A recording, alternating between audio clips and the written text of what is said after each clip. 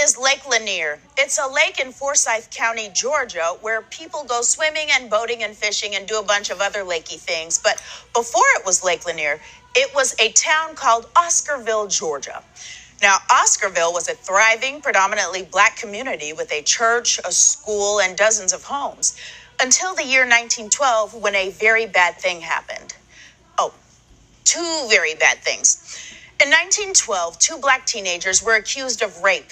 They were tried, convicted, and sentenced to death in a single day. And after they were executed, a mob of white men terrorized, drove out, or killed all the black people in the surrounding area. And they did that until the entire black community of Oscarville disappeared.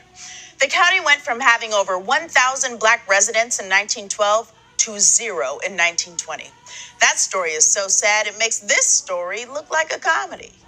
After the black community had been run off, the white people of Forsyth County said, you know what we could use? A big old lake. So they made one, right where the town of Oscarville had just been.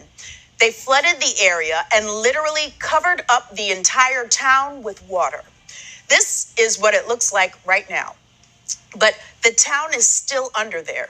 The homes and churches and schools, they're still down there. And now people go boating on top of them. Compared to that, this is truly a rom-com. Now, you might be thinking, what a weird, isolated incident. But just like the rat who ate the pizza in the subway, this story is both crazy and common. Ever heard of Collegia, Alabama? It was once a thriving black community with a black college, the first black railroad, and literally hundreds of family homes. Today, it's Lake Martin. At least they had the decency to name it after a black person. And if you think this kind of thing only happened in the South, let me introduce you to a place called Central Park. It's named after that coffee shop on Friends. Central Park used to have a black community in it called York Hill. But the city of New York destroyed York Hill so that they could build the Central Park Reservoir. Because if there's one thing New York needs, it's another place for ducks to hang out. But if you come here, don't try and feed those ducks. They are very aggressive. Mess around and lose a finger. Now, when the residents of York Hill were kicked out of their homes, they fled to another black community nearby called Seneca Village. And then a few years later, New York destroyed Seneca Village too, so that they could build Central Park on top of it. The craziest part of this story is that I work a few blocks away from a place where the government disappeared two black communities. And until recently, I didn't know about any of it. You know why? Because it worked. They tried to erase black communities, and they came way too close.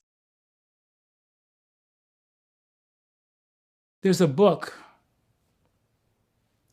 that was written by these two white gentlemen called Without Sanctuary. If you ever get a chance to read it, it is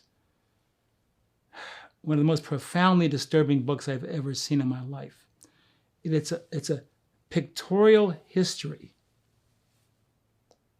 of lynchings and what they used to call barbecues. I'm talking about children, women, male adults lynched.